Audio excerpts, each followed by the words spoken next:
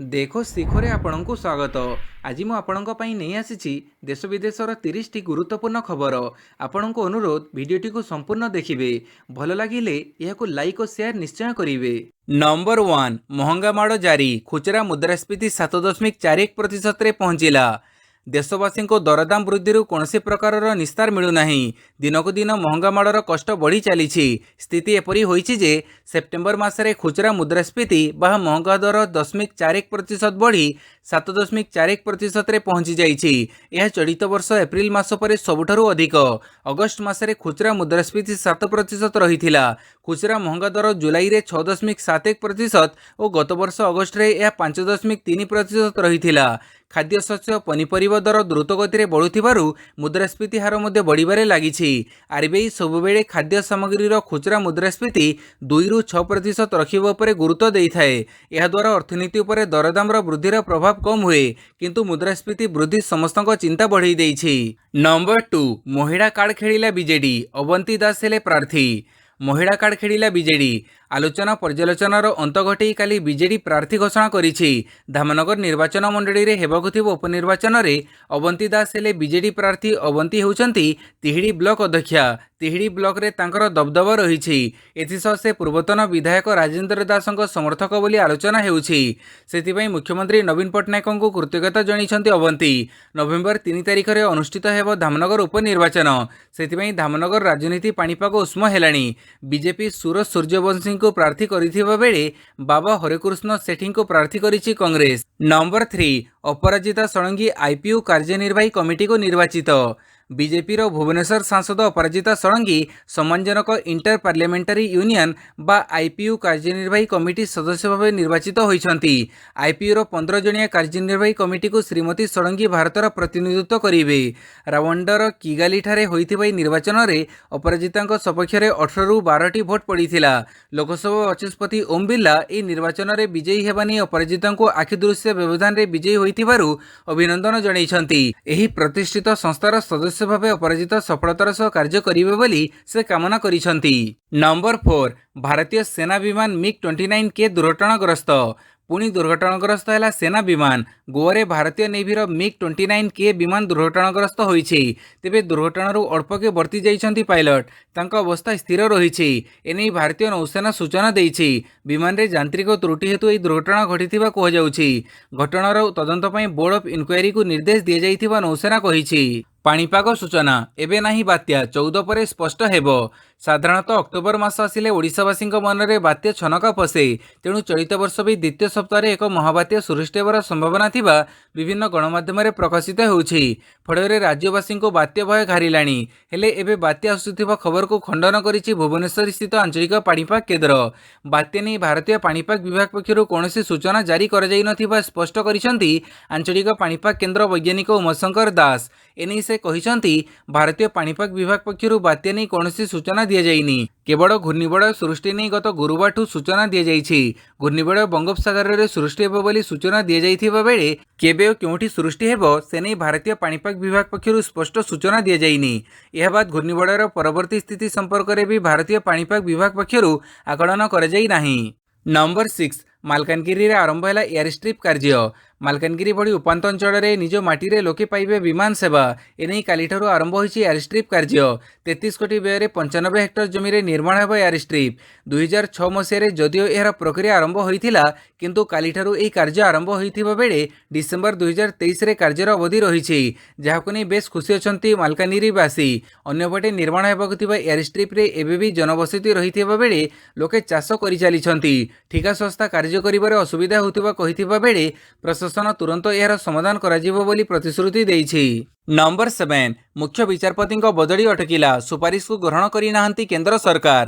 Odisha high court ମୁଖ୍ୟ ବିଚାରପତି doctor justice S ମୁରଲୀଧରଣଙ୍କ Madras ହାଇକୋର୍ଟକୁ ବଦଳି ପାଇଁ ସୁପ୍ରିମକୋର୍ଟ କଲେଜିୟମ୍ କରିଥିବା ସୁପାରିଶକୁ କେନ୍ଦ୍ର ଆଇନ ମନ୍ତ୍ରଣାଳୟ ଅନୁମୋଦନ ମିଳିନାହିଁ। ଗତ ସେପ୍ଟେମ୍ବର 28ରେ ଓଡ଼ିଶା ହାଇକୋର୍ଟ ମୁଖ୍ୟ ବିଚାରପତି ଡକ୍ଟର ଜଷ୍ଟିସ୍ ଏସ୍ ମୁରଲୀଧରଣଙ୍କୁ ମାଡ୍ରାସ ହାଇକୋର୍ଟ ଓ ଜମ୍ମୁ କାଶ୍ମୀର ହାଇକୋର୍ଟ ମୁଖ୍ୟ ବିଚାରପତି ଜଷ୍ଟିସ୍ ପଙ୍କଜ ମିଥଲଙ୍କୁ ରାଜସ୍ଥାନ ହାଇକୋର୍ଟକୁ ବଦଳି ପାଇଁ ସୁପ୍ରିମକୋର୍ଟ କଲେଜିୟମ୍ ଏକାସଙ୍ଗେ ସୁପାରିଶ କରିଥିଲେ। ମାଡ୍ରାସ ହାଇକୋର୍ଟର ମୁଖ୍ୟ ବିଚାରପତି ଭାବେ ଡକ୍ଟର ଜଷ୍ଟିସ୍ ଏସ୍ ମୁରଲୀଧରଣଙ୍କ ବଦଳି ପ୍ରସଙ୍ଗରେ ରହିଥିବା ସୁପ୍ରିମକୋର୍ଟ କଲେଜିୟମ୍ ସୁପାରିଶ ଉପରେ କେନ୍ଦ୍ର ସରକାର କୌଣସି ନିଷ୍ପତ୍ତି ଗ୍ରହଣ କରିନାହାନ୍ତି। फଳରେ ए संपर्कରେ କୌଣସି ବିଜ୍ଞପ୍ତି ପ୍ରକାଶ ପାଇନାହିଁ। ନମ୍ବର 8 ରେଳ କର୍ମଚାରୀଙ୍କୁ ସରକାରଙ୍କ ଦୀପାବଳି ଉପହାର। ପ୍ରଧାନମନ୍ତ୍ରୀ ନରେନ୍ଦ୍ର ମୋଦିଙ୍କ ଅଧ୍ୟକ୍ଷତାରେ ଅନୁଷ୍ଠିତ କେନ୍ଦ୍ର କ୍ୟାବିନେଟ୍ ବୈଠକରେ 2021-22 ଆର୍ଥିକ ବର୍ଷ ପାଇଁ ରେଳ କର୍ମଚାରୀଙ୍କୁ 78 ଦିନର ବେତନ ସହ ସମାନ ଉତ୍ପାଦକତା ଆଧାରିତ ବୋନସ୍ ପ୍ରଦାନ କରିବା ପ୍ରସ୍ତାବକୁ ପିଛିଲା ଭାବେ ମଞ୍ଜୁର କରାଯାଇଛି। ପ୍ରତିବର୍ଷ ଦଶହରା ପୂଜା ଛୁଟି ପୂର୍ବରୁ ଯୋଗ୍ୟ ରେଳ କର୍ମଚାରୀମାନଙ୍କୁ ଉତ୍ପାଦକତା ଆଧାରିତ ବୋନସ୍ ଅର୍ଥାତ୍ ପିଏଲ୍ବି ପ୍ରଦାନ କରାଯାଇଥାଏ। ଚଳିତ ବର୍ଷ ମଧ୍ୟ 11.27 ଲକ୍ଷ ଅଣ ଗେଜେଟେଡ୍ ରେଳ କର୍ମଚାରୀଙ୍କୁ 78 ଦିନର ବେତନ ସହ ସମାନ ପିଏଲ୍ବି ପ୍ରଦାନ କରାଯାଇଛି। 78 ଦିନ ପାଇଁ ଯୋଗ୍ୟ ରେଳ କର୍ମଚାରୀଙ୍କୁ ସର୍ବାଧିକ 17,951 ଟଙ୍କାର ବୋନସ୍ ଦିଆଯାଏ। ନମ୍ବର 9 କଂଗ୍ରେସ ପ୍ରାର୍ଥୀ ହେଲେ ବାବା ହରେକୃଷ୍ଣ ସେଠୀ। ଧାମନଗର ଉପନିର୍ବାଚନ ପାଇଁ କଂଗ୍ରେସ କାଲି ପ୍ରାର୍ଥୀ ଘୋଷଣା କରିଛି। ବାବା ହରେକୃଷ୍ଣ ସେଠୀ ହେଲେ କଂଗ୍ରେସ ପ୍ରାର୍ଥୀ। ଏଆଇସିସି ପକ୍ଷରୁ ବାବା ହରେକୃଷ୍ଣଙ୍କ ନାଁ ଘୋଷଣା କରାଯାଇଛି। ବାବା ହରେକୃଷ୍ଣ ସେଠୀ କହିଛନ୍ତି, କଂଗ୍ରେସ ମୋତେ ପ୍ରାର୍ଥୀ କରିଥିବାରୁ ରାଷ୍ଟ୍ରୀୟ ଉପାଧ୍ୟକ୍ଷ ରାଜ୍ୟ ସଭାପତିଙ୍କୁ କୃତଜ୍ଞତା ଜଣାଉଛି। ଜନସାଧାରଣଙ୍କ ଭଲ ପାଇବା ଆଶୀର୍ବାଦ ମୋ ଉପରେ ରହିଛି। ମୋର ଆଶା ଓ ବିଶ୍ୱାସ ଲୋକମାନେ ମୋତେ କେବେ ନିରାଶ କରିବେ ନାହିଁ। ମୋତେ ନିଶ୍ଚିତ ଜିତେଇବେ ବୋଲି ଶ୍ରୀ ସେଠୀ କହିଛନ୍ତି। ନମ୍ବର 10 କ୍ୟାବିନେଟ୍ ନିଷ୍ପତ୍ତି। ତେଲ କମ୍ପାନୀଙ୍କ କ୍ଷତି ଭରଣା ପାଇଁ ଦିଆଯିବ 22,000 କୋଟି। ଘରୋଇ ରନ୍ଧନ ଗ୍ୟାସ୍ ବାବଦ କ୍ଷତି ଭରଣା ପାଇଁ ସରକାର 3 ରାଷ୍ଟ୍ରାୟତ୍ତ ତୈଳ କମ୍ପାନୀମାନଙ୍କୁ 22,000 କୋଟି ଟଙ୍କା ପ୍ରଦାନ କରିବେ। ଏହି କମ୍ପାନୀମାନେ ହେଲେ ହିନ୍ଦୁସ୍ତାନ ପେଟ୍ରୋଲିୟମ, ଭାରତ ପେଟ୍ରୋଲିୟମ ଓ ଅଏଲ ଇଣ୍ଡିଆ। କାଲି ପ୍ରଧାନମନ୍ତ୍ରୀ ନରେନ୍ଦ୍ର ମୋଦିଙ୍କ ଅଧ୍ୟକ୍ଷତାରେ ବସିଥିବା କେନ୍ଦ୍ର କ୍ୟାବିନେଟ୍ ବୈଠକରେ ଏହି ନିଷ୍ପତ୍ତି ନିଆଯାଇଛି। ଦେଶରେ ନିୟମିତ ଭାବେ ଏଲ୍ପିଜି ସିଲିଣ୍ଡର ଦର ବଢ଼ି ଚାଲିଛି।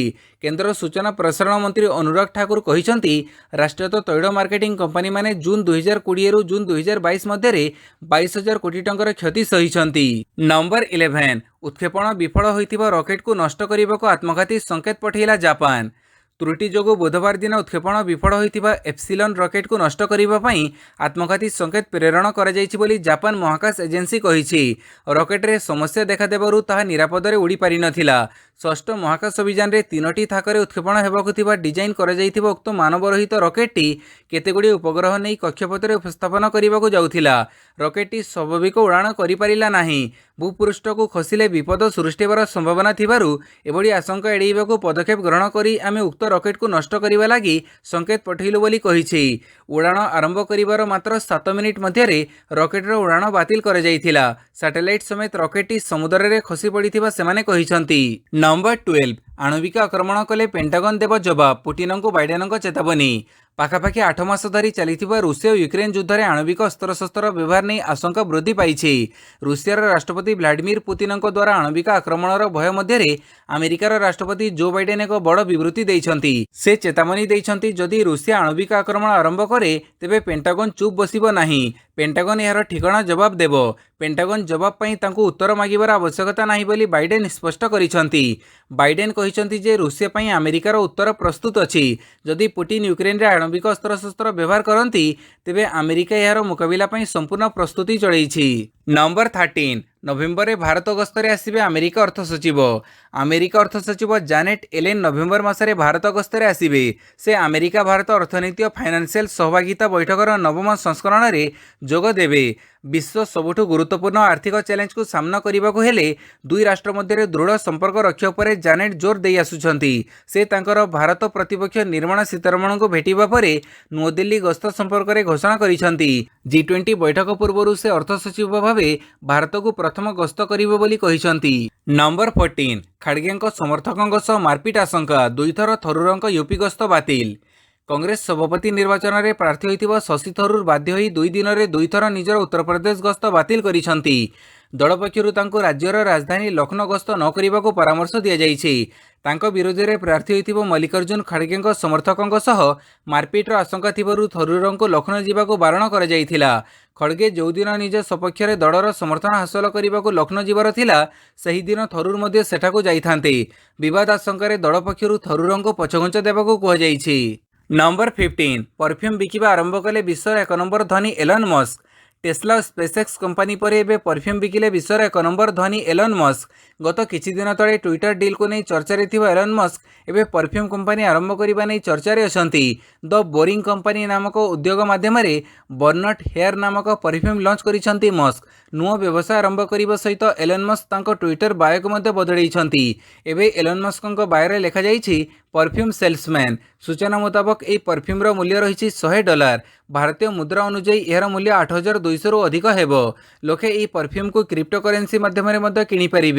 द बोरिंग कंपनी यह परफ्यूम लॉन्च करिबा परे यार चाहिदा मध्य अधिक थिबा जणा पड़िछि। नंबर 16 रूस क्षेपणास्त्र कबड़रू रक्षा पाई यूक्रेन को नुआ वायु प्रतिरोधी प्रणाली देव नाटो।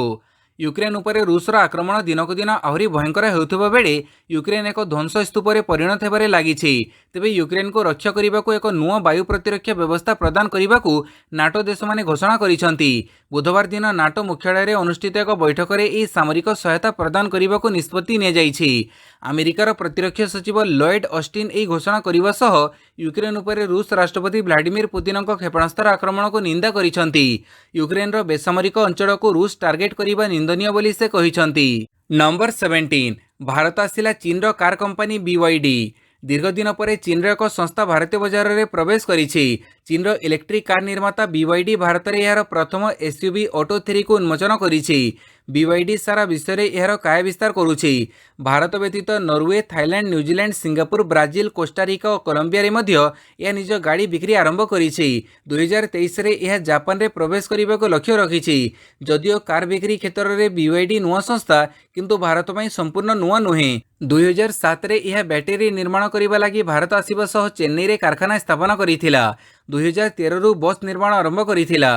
2021 रे यह कॉर्पोरेट फ्लीट ऑपरेटर मानक पई EV उन्मोचन करिथिला। नंबर 18 आरपारी रे ओडिया अभिनेत्री तिलोत्तमा खुंटिया। लोकप्रिय ओडिया अभिनेत्री तिलोत्तमा खुंटिया नाहांती।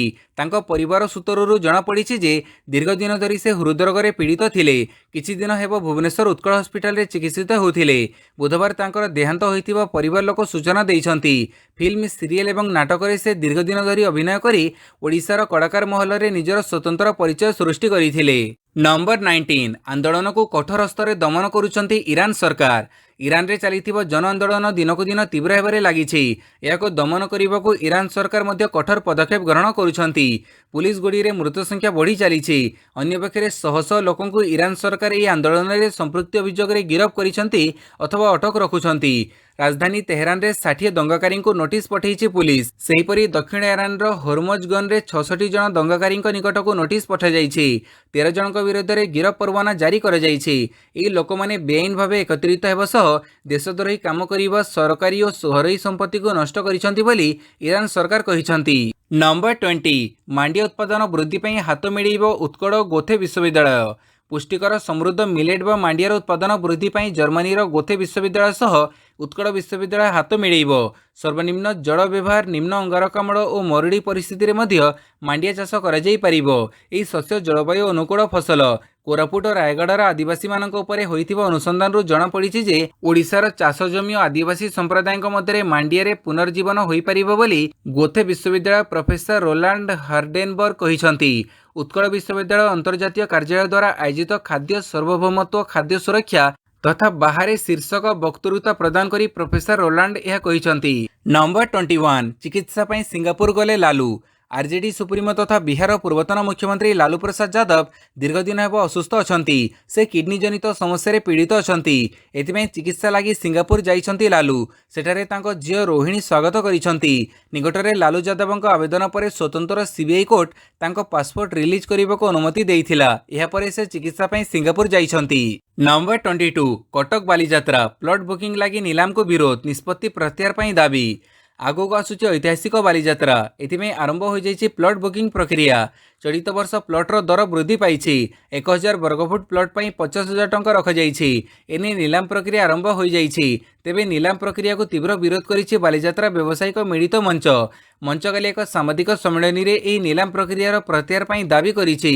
एही प्रक्रिया रे जमी नीलाम हेले अनेक क्षुद्र और साधारण व्यवसायी बालीजात्रा रे तांको व्यवसाय करिबारु वंचित हेबे बोली मंच कहिछि। नंबर 23 विवाद रे थैंक गॉड सुप्रीमकोर्ट रे पहुंचिला मामला। रिलीज पूर्व विवाद रे upcoming film thank God Filmer release उपरे रोक लगेबाकू उठिछि दाबी। एपरिकी एही मामला एबे सुप्रीमकोर्ट जाए पहुंची। उक्त फिल्म रे चित्रगुप्त को अपमानित कर जाइथिबा अभियोग रे चित्रगुप्त वेलफेयर ट्रस्ट सुप्रीमकोर्ट रे एक मामला दाखल करिछि। एपरिकी फिल्म हल व्यतीत ओटीटी प्लाटफर्म आदि रे मध्ये एही फिल्मर रिलीज उपरे रोक लगेबा पई आवेदन रे दाबी होइछि। आवेदन रे अभिनेता अजय देवगन, सीबीएफसी निर्देशक इंद्र कुमार, निर्माता भूषण कुमार को पक्षभुक्त कर जाइछि। एथिसह एही फिल्म रे चित्रगुप्त अपमान जोगु कायस्थ संप्रदाय भावना को आघात पहुंची कहुଯାଇଛି। नंबर 24 विवादीय प्रणव नेतृत्व में धामनगर लड़ई बीजेडी रे विस्फोरक स्थिति। धामनगर उपनिर्वाचन पर नामांकन पत्र दाखल शेष होगा आउ मात्र 2 दिन थिबा बेले बीजेडी और बीजेपी पक्षर दलीय नेता निर्वाचन परिचालना दायित्व न्यस्त सह प्रचार कार्य जोरदार ढंग से चली। तेबे धामनगर उपनिर्वाचन पर दलीय प्रार्थी चयन और परिचालनार समस्त दायित्व विवादीय धर्मशाला विधायक प्रणव बलवंतराय को न्यस्त होइतिबाकु नै बीजेडी रे तीव्र असंतोष देखा देइछि। दलर अभिज्ञ तथा सांगठनिक दक्षता थिबा क्लीन इमेज नेता मानक अणदेखा करी केवल जाजपुर और भद्रक जिलार दलीय नेता मानक नै धामनगर रे बीजेडी निर्वाचन रणंगन को ओल्लेइथिबा तथा राजेंद्र दास और मुक्तिकांड मंडलक भड़ी नेता को अणदेखा करी अप्रत्याशित भाव अवंती दास नामक जने महिला को दलीय प्रार्थी कराजिबाकु नै बीजेडी रे विस्फोरक परिस्थिति सृष्टि होइछि। नंबर 25 सिंधी जंगल रे कमिंग ऑपरेशन टळिले महिला नक्सल। कंधमाल जिला बालीगुड़ा थाना सुड्र पंचायतर सिंधी जंगल रे पुलिस नक्सल गुड़ी विनिमय रे जने महिला नक्सलक मृत्यु होइछि। जंगलरू एक नक्सल कैंप ठाब होइथिबा बेले बहु विस्फोरक सामग्री जबत होइथिबा सूचना मिलिछि। सूचनायोग्य सिंधी जंगल रे नक्सल कैंप चलिथिबा नै जिला पुलिस को सूचना मिलिथिला। एपरे कंधमाल एसपी विनीत अग्रवाल निर्देश क्रमे गतकाली एससीओजी जवान जंगल रे कोमिंग ऑपरेशन आरंभ करथिले। एथिरे डीबीएफ और ओडिशा पुलिस भी शामिल होइथिले। नंबर 26 पिठी रे आघात हेतु टी20 विश्वकप रु बाद पड़िले चहर। द्रुत बोलर दीपक चहर आहत होइथिबारु तांको दक्षिण आफ्रिका विपक्ष दिनिकिया श्रृंखलार अवशिष्ट 2टी मैच रु बाद दिया जाइथिला। एबे तांकर पिठी रे आघात लागिबा कारणरू दीपक चहर टी20 विश्वकप रे मध्ये खेली पारिबे नाही बोली जणा पड़िछि। किछि दिन पर आरंभ हेबाकु थिबा टी20 विश्वकप रु चहर को बाद दिया जाइछि। अन्य पक्षरे टी20 विश्वकप रे केउ द्रुत बोलर आहत जसप्रीत बुमराह स्थान नेबे सेनी एक नुआ रिपोर्ट सामना को आसीछि। मोहम्मद सामी और तांकर फिटनेस परीक्षा रे उत्तीर्ण हेबा परे से वर्तमान ऑस्ट्रेलिया जीवाकू प्रस्तुत अछंती। अन्य पक्षरे सामी व्यतीत मोहम्मद सिराज और शार्दुल ठाकुर मध्य ऑस्ट्रेलिया पठा जाइछि। एभली परिस्थिति रे बुमराह स्थान रे किए टी20 विश्वकप खेलिबो ताहा किछि दिन पर जणा पड़िबो। नंबर 27 28 रे ओडिशा क्रिकेट एसोसिएशन निर्वाचन बॉबिंग को नहीं चर्चा। आसंता 28 तारिख रे हेबो ओडिशा क्रिकेट एसोसिएशन रो निर्वाचन। राज्यर सबुठु धनी क्रीड़ा संघर कर्मकर्ता निर्वाचन लगी ओसी निर्वाचन अधिकारी तारीख घोषणा करिसंती। आसंता 21 तारिख मनोनयन पत्र दाखलर शेष तारीख धार्य कर जाइछि। 22 तारिख रे मनोनयन पत्रर जांच एवं 23 तारिख रे प्रार्थीपत्र प्रत्याहार शेष तारीख रहिछि। ओसीआर सभापति संपादक सह मोट 5टी पदवी पई ए निर्वाचन कराजिबो। ता सह जणे आपेक्स काउंसिल मेंबरंग पई मध्ये निर्वाचन हेबो। नंबर 28 टी20 रैंकिंग सूर्यकुमार स्थिर टॉप 5 रे कन्वे। आईसीसी टी20 बैटिंग रैंकिंग रे भारतर सूर्यकुमार यादव पूर्व भड़ी 2 नंबर स्थान रे स्थिर रहिसंती। सेहीपरि पाकिस्तान बैटर मोहम्मद रिजवान 1 नंबर स्थान बजाय रखिसंती। तेबे टॉप 5 रे नुआ मुह भावे न्यूजीलैंड रो बैटर डोवेन कन्वे प्रवेश करिसंती। पाकिस्तान बांग्लादेश और न्यूजीलैंड मध्य चलिथिबा त्रिपाक्षिक सीरीज रे कन्वे दमदार प्रदर्शन करिथिबारु तांको रैंकिंग रे फायदा मिलिछि। नंबर 29 ओलंपिक्स मेडालिस्ट सुशील कुमार नारे चलिबो हत्या मामला। ओलंपिक्स रे भारत पई 2 थर पदक जीतिथिबा रेसलर सुशील कुमार को कौनसी प्रकार आश्वस्ति मिलिनी। तांको नारे काली दिल्ली रो गोटिए कोर्ट हत्या उद्यम दंगा बेआईन एकत्रीकरण और आपराधिक षड्यंत्र सह विभिन्न धारा रे चार्ज फ्रेम करिसंती। जूनियर रेसलर सागर धनकर हत्या मामला रे सुशील कुमार और अन्य 17 जनक विरोध में एपरी चार्ज फ्रेम कर जाइछि। एर अर्थ सुशील कुमार नारे हत्या मामला शुणाणी चलिबो। ए बाद कोर्ट सागर हत्या घटना रे सामिल थिबा आउ 2 फेरार अभियुक्तों नारे मध्य चार्ज फ्रेम करिसंती। नंबर 30 पाकिस्तान रे टेस्ट सीरीज खेलिबो इंग्लैंड घोषणा कला 15 जणिया स्क्वाड। दीर्घ 17 वर्ष पर पाकिस्तान माटी रे टेस्ट सीरीज खेलिबो इंग्लैंड। चलित वर्ष डिसेंबर 1 रु 21 जाए पाकिस्तान और इंग्लैंड मध्य 3 टिकिया टेस्ट सीरीज खेला। शेष थर पर 2005 रे इंग्लैंड प्रतिपक्ष पाकिस्तान माटी रे कौनसी टेस्ट सीरीज खेलिथिला। एही बहु प्रतीक्षित टेस्ट सीरीज पई काली इंग्लैंड क्रिकेट दल 15 जणिया स्क्वाड घोषणा करिछि। बेन स्टोक्स दलर नेतृत्व नेबाकू थिबा बेले लियाम लिविंगस्टोन और किएटिन जेनिंग्स को प्रथम थर पर टेस्ट स्क्वाड रे शामिल कर जाइछि। 3 वर्ष मध्य प्रथम थर पर लिविंगस्टोन को कौनसी टेस्ट स्क्वाड रे इंग्लिश क्रिकेट टीम शामिल करिछि। पूर्वरु से केवल दिनिकिया टी20 क्रिकेट खेलुथिले। ଭିଡ଼ିଓଟିକୁ ସମ୍ପୂର୍ଣ୍ଣ ଦେଖିଥିବାରୁ ବହୁତ ବହୁତ ଧନ୍ୟବାଦ।